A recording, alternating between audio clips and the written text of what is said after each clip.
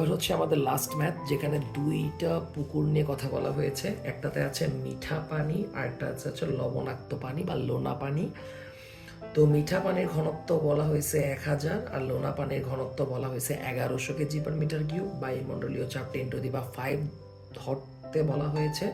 মিঠা পানিতে বলা হয়েছে যে যখন বায়ু বুদবুদ পৃষ্ঠে আসে তখন আয়তন 4 গুণ হয়, আর লোনা পানির ক্ষেত্রে বলা হয়েছে যে যখন বায়ু বুদবুদ তলদেশ থেকে পৃষ্ঠে আসে তখন ব্যাস 2 গুণ হয়।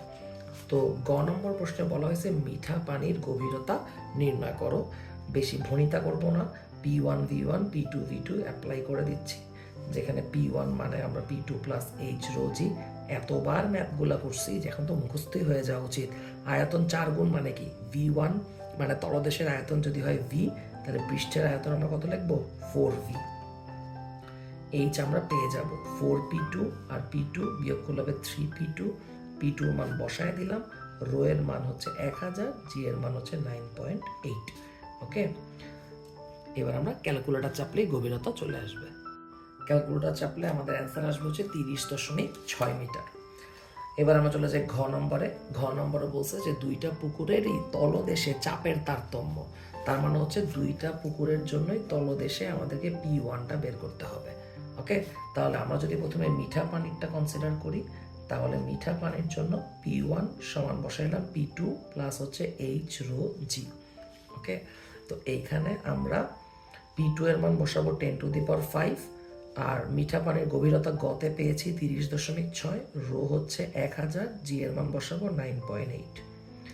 ক্যালকুলেটর চাপলে আমরা হচ্ছে মিঠা পানির তলদেশের চাপটা পেয়ে যাব। তো এটা আমি একটু পরে চাপতেছি। এবার লোনা পানিতে আসি বা লবণাক্ত পানিতে আসি। লবণাক্ত পানির তলদেশের চাপ বের করার জন্য আমি হয়তো সেম সূত্র বসাবো, কিন্তু এইচ তো আমার জানা নাই। তাহলে লবণাক্ত পানির জন্য আমাকে আবার গভীরতা বের করতে হবে। সূত্র আমি আবারও বসাবো, P1 V1 সমান P2 V2। P1 মানে বসাবো P2 প্লাস H রো জি। এইবার আসি হচ্ছে সবচেয়ে গুরুত্বপূর্ণ একটা জায়গায়, যে এইখানে তো প্রশ্নে বলা হয়েছে ব্যাস দ্বিগুণ হবে। আমরা তো আগে ব্যাসার্ধ পড়ছি, ব্যাস দ্বিগুণ হলে কি হবে। তো প্রথমে আমি একটু পুরোটা আপনাদেরকে ব্যাখ্যা করে বুঝাই, দেন আমরা ডাইরেক্ট কথায় চলে যাব। তো আমরা তো জানি যে আয়তনের সূত্র হচ্ছে 4/3 পাই আর কিউব, বুদবুদ বা বেলুন মানে গোলকের জন্য। তো ব্যাসার্ধ মানে কি, ব্যাসার্ধ মানে ব্যাসের অর্ধেক, তাহলে আর মানে কি আমি D/2 বলতে পারবো। ডি মানে ডায়ামিটার অর্থাৎ ব্যাস। তাহলে এইটাকে যদি আমি এইভাবে লিখি তাহলে ডি কিউব আর 2 কিউব আসবে হচ্ছে 8। 4 দিয়ে যদি 8 কাটি তাহলে 2, 3 দুগুণা 6, তাহলে 1/6 পাই ডি কিউব আসতেছে। তার মানে ব্যাসার্ধ কনসিডার করলে আয়তনের সূত্র এইটা, ব্যাস কনসিডার করলে আয়তনের সূত্র এইটা।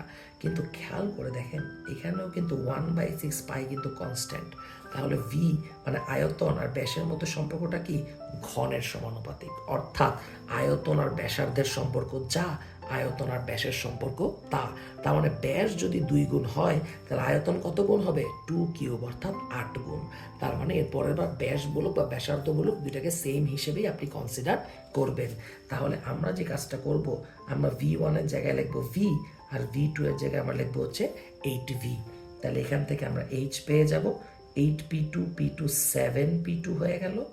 রো এর মান আমরা বসাবো কিন্তু 1.1 ইন্টু 10⁵, আর জি এর মান হচ্ছে 9.8। ক্যালকুলেটর চাপলে আমাদের এখানকার এইচটা চলে আসবে, আর এই এইচটা দিয়ে আমরা লোনা পানির তলদেশের চাপটা বের করতে পারবো, যেটা সূত্র আমরা কি বললাম, P1 = P2 plus H rho জি। একটু পার্থক্য করার জন্য এটাকে P1 প্রাইম ধরলাম। দেখি ক্যালকুলেটর চাপলে কত আসে।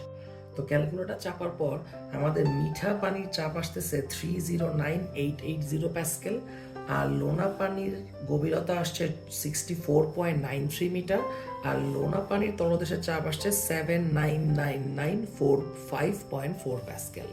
তো দেখেন সবার সাথে অ্যান্সার মিলিয়ে দেন, অ্যান্সার মিলছে কিনা। যদি না মিলে থাকে তাহলে দেখেন আপনি কোথায় ভুল করেছেন, আর আপনার ভুলটা যদি বুঝতে পারেন তাহলে শুধরিয়ে নেন। ভুলটা যদি বুঝতে না পারেন আমাকে অবশ্যই ইনবক্সে জানাবেন। তাহলে এই হচ্ছে আপনাদের অ্যাসাইনমেন্টের 5টা কোশ্চেনের সলভ। আশা করি সবাই বুঝতে পেরেছেন।